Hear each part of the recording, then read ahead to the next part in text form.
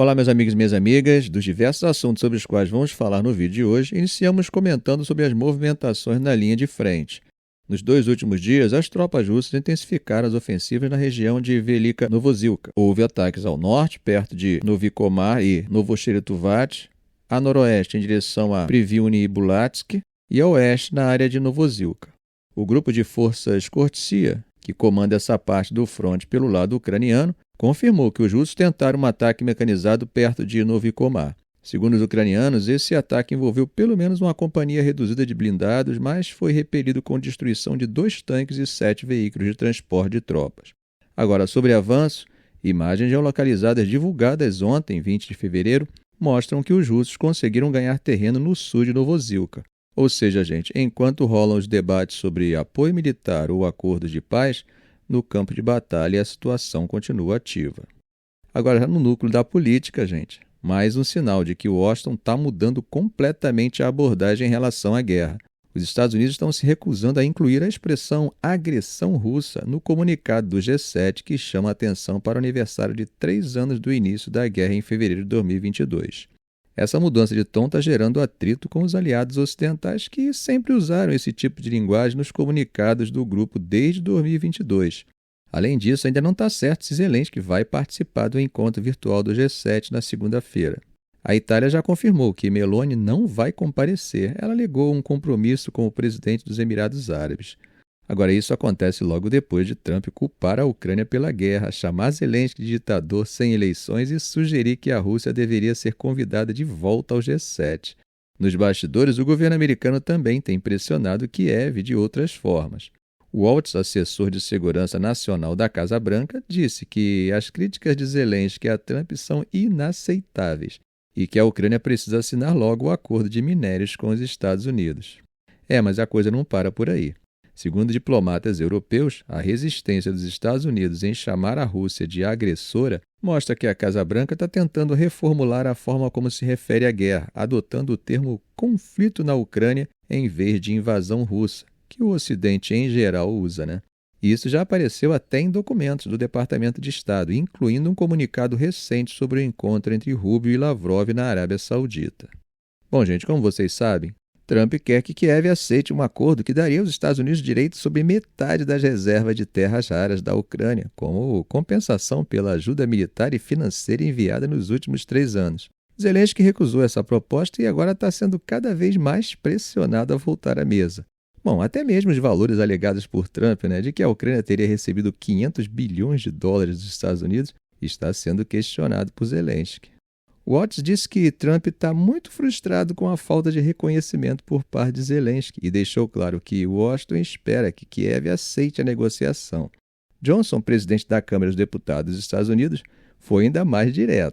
Disse que não há nenhum apetite no Congresso para aprovar mais dinheiro para a Ucrânia e que a guerra precisa acabar. Para completar, Elon Musk, que estava meio fora dessa discussão e que, como sabemos, tem influência forte dentro do governo Trump, entrou no debate e atacou Zelensky, repetindo a ideia de que ele se recusa a fazer eleições porque seria desprezado pelo próprio povo.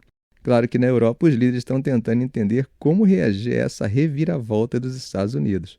Macron disse que vai se encontrar com Trump em breve para discutir a situação e que pretende avisá-lo que ser fraco com Putin pode comprometer a credibilidade dos Estados Unidos em outras disputas, como com a China. Ele também defendeu Zelensky, lembrando que ele foi eleito legitimamente e que, com o país em guerra, é impossível organizar eleições de forma justa. Agora, Meloni parece estar numa posição bem complicada. Ela tem sido uma defensora firme da Ucrânia, mas também foi a única líder europeia a ir na posse de Trump. Agora, diante do conflito entre os dois, parece estar tentando equilibrar as coisas. Bom, gente, saindo um pouco do assunto Ucrânia, vamos dar uma olhada em outra zona de conflito que não aparece tanto na mídia, mas que continua tensa: a guerra no Sudão. Segundo a rede de advogados Emergency Lawyers, mais de 200 pessoas foram mortas num ataque da RSF, a força paramilitar do país, contra vilarejos ao sul de Khartoum. O governo, que é apoiado pelo exército, fala em mais de 400 mortos. Como vocês podem ver, a inexatidão desses números é comum em zonas deflagradas. O ataque aconteceu nas vilas de Al-Qadaris e Al-Kelouat, no estado do Nilo Branco, e levou milhares de pessoas a fugir. Muita gente tentou escapar atravessando o rio, mas os paramilitares teriam aberto fogo contra os civis. Há relatos de execuções, sequestros e desaparecimentos forçados. A ONU também recebeu informações horríveis sobre dezenas de mulheres violentadas e famílias inteiras forçadas a deixar suas casas. Desde o início da guerra, em abril de 2023, tanto o Exército quanto a RSF já foram acusados de crimes de guerra. Os Estados Unidos chegaram a classificar os ataques da RSF contra minorias não árabes em Darfur como Genô-, alegando que o grupo usa execuções sumárias e violência sexual como armas de guerra. O conflito já matou dezenas de milhares de pessoas e, gente, preste atenção a esses números. Deslocou mais de 12 milhões e, segundo o Comitê Internacional de Resgate, gerou uma crise humanitária sem precedentes. O estado do Nilo Branco virou um campo de batalha entre duas forças. O Exército controla o sul, onde fica a capital estadual Rabaque, além de duas grandes cidades e uma base militar importante. Já o RSF domina o norte, que inclui as vilas atacadas agora. Com a intensificação dos combates, os militares tentaram retomar o controle total da cidade, e a RSF responde aumentando a violência. A situação é tão caótica, gente, que nem dá para ter um número exato de mortos. Médicos que tentam ajudar na região dizem que ainda há corpos espalhados pelas ruas e dentro das casas, e ninguém consegue chegar até eles. E não é só no Nilo Branco que os massacres continuam. Em Khartoum, os militares foram acusados de atacar civis no leste da cidade, dias depois de a RSF matar 6 pessoas na mesma área. A rede de advogados que acompanha o conflito disse que moradores do distrito de East Nile, suspeitos de colaborar com os paramilitares, foram vítimas de execuções, desaparecimentos e prisões arbitrárias. A Unicef também alertou que crianças estão presas num pesadelo vivo em meio a tiroteios, saques e deslocamentos forçados. Há relatos de famílias separadas e crianças sequestradas e abusadas. O Escritório de Direitos Humanos das Nações Unidas afirmou que a impunidade só faz com que os abusos continuem e que os ataques deliberados contra civis provam que nenhuma das partes respeita as leis internacionais de guerra.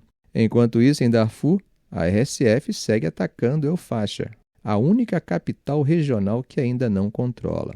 A ONU quer que o embargo de armas ao Sudão, que hoje se aplica só a Darfur, seja ampliado para o país inteiro e que a Corte Penal Internacional passe a ter jurisdição sobre todo o território. Que situação terrível, né? Pois é, gente, dando agora um pulinho na Ásia, a movimentação naval chinesa perto da Austrália gerou mais uma onda de tensão. 3 navios da Marinha Chinesa, conhecidos como o Grupo Tarefa 107, comunicaram ao governo australiano que fariam um exercício de fogo real, algo que pegou o alto comando militar de surpresa.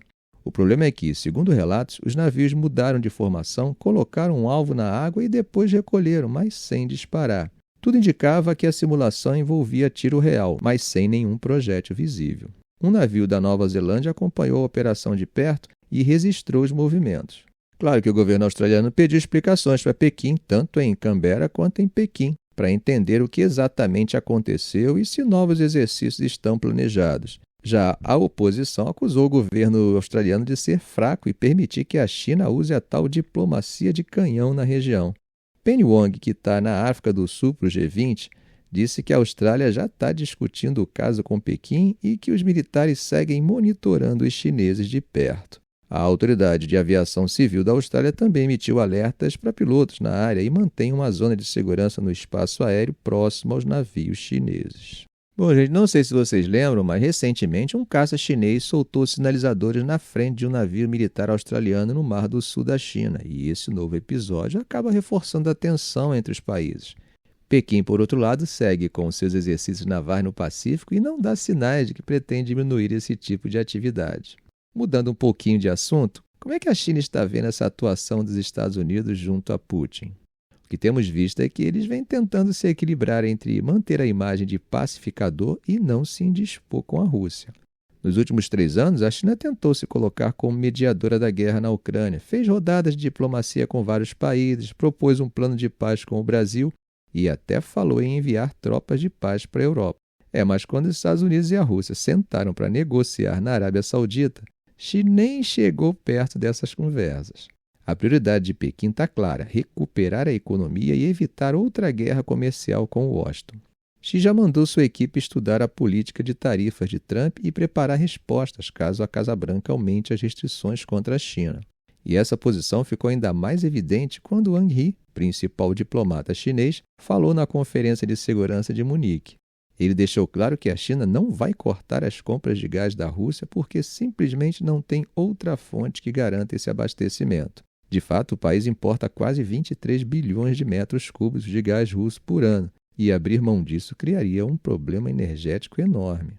A estratégia de Pequim tem sido manter um discurso de que quer a paz, mas fazendo críticas às sanções ocidentais contra Moscou. Afinal, a China há muito tempo defende uma abordagem para a guerra, em alguns pontos muito próxima da que Trump vem apresentando e que, como temos visto, vem reforçando o argumento usado por Putin para justificar a guerra. E aqui tem outra questão importante: a reconstrução da Ucrânia. Isso pode fazer com que a China busque algum tipo de vácuo deixado pelos Estados Unidos. Diplomatas europeus disseram que, nos últimos dias, houve uma mudança na postura da China, que agora demonstra mais interesse em dialogar com o bloco. Tanto que Hua Chunying, uma das diplomatas mais experientes do governo chinês, foi enviada para Bruxelas, num movimento visto como tentativa de reforçar os laços com a União Europeia. O problema é que, apesar desse esforço, Pequim ainda não sinalizou nenhuma concessão real. A União Europeia segue cobrando mais abertura para o comércio europeu na China e questionando o déficit comercial gigantesco com Pequim. Mas os chineses estão esperando para ver até onde Trump vai levar as tarifas antes de mexer na política comercial.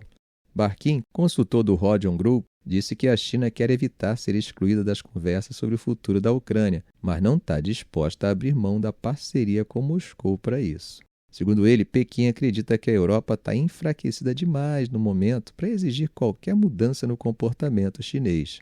Um diplomata europeu chegou a dizer que a ideia de que Putin pode se afastar da China por causa de Trump é pura ilusão.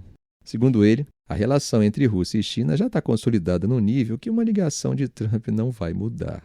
Mesmo assim, os chineses não querem perder espaço na Europa. Mas, por enquanto, Pequim está jogando no seguro. Mantém as portas abertas para os europeus sem fazer concessões e espera para ver como Trump e Putin vão moldar esse novo cenário. Ficamos por aqui. Se esse vídeo foi útil a você, faça um comentário, compartilhe em suas redes sociais, dê um like. E é claro, se ainda não for inscrito, inscreva-se no canal e ative o sininho para não perder os próximos vídeos. Ok, gente? Um grande abraço do professor Arão Alves.